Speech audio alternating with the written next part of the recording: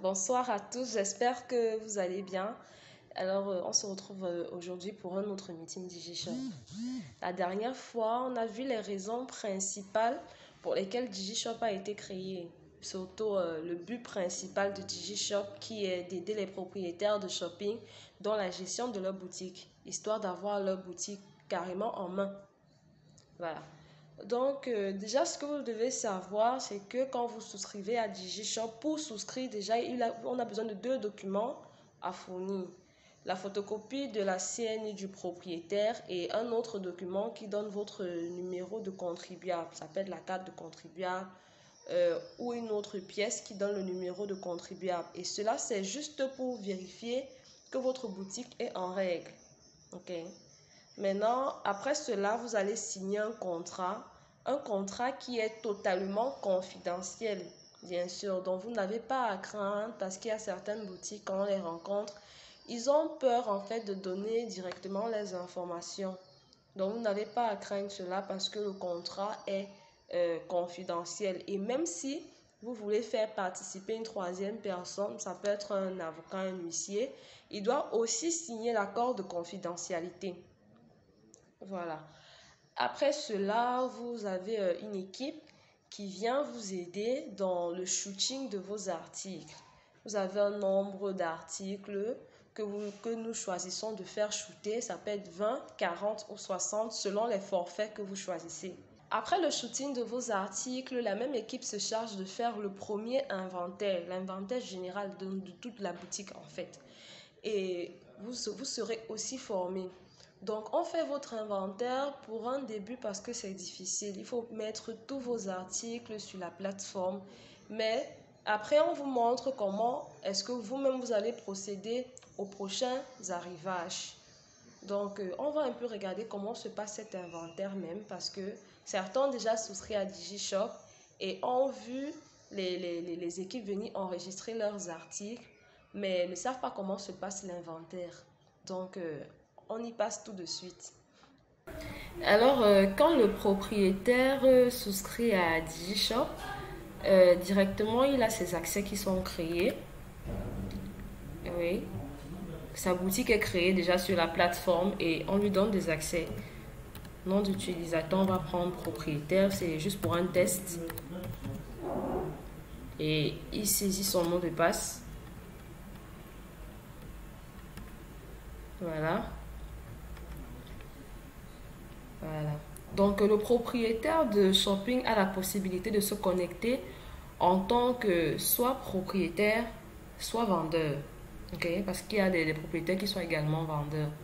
Les deux comptes sont différents, mais on va beaucoup travailler dans le compte propriétaire pour aujourd'hui parce qu'on va voir comment faire les inventaires. C'est le propriétaire qui fait ses inventaires. Donc, propriétaire, connexion. Voilà. Donc là, il a la possibilité, bienvenue propriétaire, il a la possibilité de voir sa boutique, quelles sont ses ventes, son alerte stock, rapport fermeture, sort de caisse, ses produits, déjà les voilà ici, c'est la première chose qu'il voit. Il a la possibilité de voir ses vendeurs, donc d'ajouter ses vendeurs, s'il a Maxime ou Pascal, bref, le nom de vendeur qu'il veut. Là, il peut faire sa gestion de stock, créer ses coupons et faire la gestion de ses inventaires. Donc là, voilà ce qu'on fait quand on vient vers le client. Déjà, on l'aide à faire son inventaire. Pour le faire, il suffit d'ajouter un produit. Voilà, nom de catalogue. C'est en fait pour regrouper les types de produits. Ça peut être un pantalon, les types d'articles. Pantalon, vous voyez, pantalon chino enfant, femme, homme, pantalon homme. Voilà, c'est un peu selon les types d'articles. Comme on peut prendre robe femme, par exemple. Oui, disons, pourquoi pas robe femme. Voilà, entrée, on tape sur entrée. Voilà, voilà la fiche d'enregistrement d'un article. Oui, vous pouvez même mettre une image. Donc, on va taper robe cocktail. Au nom du produit, bien sûr, la catégorie ne change pas. On ne la modifie pas. Robe cocktail, on va mettre la marque, disons Zara. Le prix, 25 000. C'est qu'un exemple. Le poids, bon, en général, certains vêtements ne pèsent pas grand-chose, mais le poids est assez important. Donc, vous pourrez mettre 0,05, n'importe quoi. Vous pouvez même mettre 1 kg. Alors, dans la caractéristique, vous dites en fait si elle est rouge par exemple, la taille, taille 38, c'est qu'un exemple.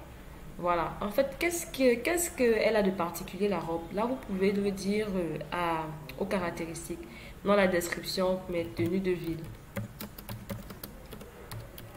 Tenue de ville. En fait, à quelle occasion est-ce qu'on porterait cette robe? Voilà. Et là, vous chargez l'image. Voilà, il y a déjà une image. Donc, si vous voulez charger, vous avez un dossier particulier dans lequel vous avez vos images. Vous pourrez rechercher. Là, ce sont des images génériques. Okay. Vous pouvez utiliser les images génériques si vous êtes à l'aise avec. Ou alors, vous pouvez utiliser de vraies images. Ça dépend de vous. Voilà. Voilà. Bon, on va rester avec l'image qui est présentement là. Vous pouvez même mettre l'image secondaire. Et on enregistre. Très bien. Donc maintenant, si vous connaissez exactement quelle robe vous avez tapé, c'était robe cocktail.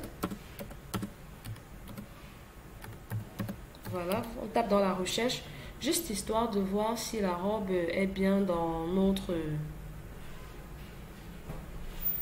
catalogue, dans notre liste de produits. Voilà. Bon, maintenant on a enregistré notre robe cocktail de marque Zara, notre robe de cocktail. Et on va entrer dans notre boutique. Là, c'est l'ensemble des boutiques. Notre boutique est tout au fond. La boutique Bazar Shop, voilà. On va entrer dans notre boutique histoire de voir si notre robe est bien à l'intérieur. Voilà. Voilà notre robe en question qui a été enregistrée. Voilà, c'est comme ça. Donc, au fur et à mesure, vous faites juste entrer vos articles avec les informations. Vous voyez, là, on dit prix en magasin et en rupture de stock parce que la robe n'a pas été activée. La robe n'a pas été activée et on n'a pas mis le nombre en stock. Ok, donc pour l'instant, ça met en rupture de stock. La prochaine fois, donc, on va beaucoup plus détailler encore. On va entrer. Maintenant qu'on a enregistré le vêtement, il faut pouvoir activer ou désactiver un produit. Il faut pouvoir activer le prix ou désactiver un prix. Il faut pouvoir activer la quantité ou désactiver la quantité.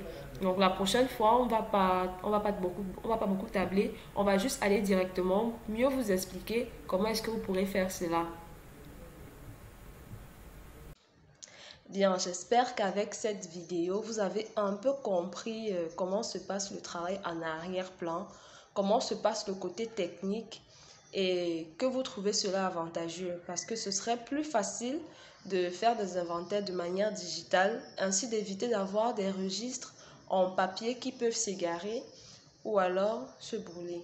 Donc, déjà, je vous souhaite de passer un agréable week-end. Je vous souhaite bonne fête de la femme par anticipation. Au revoir.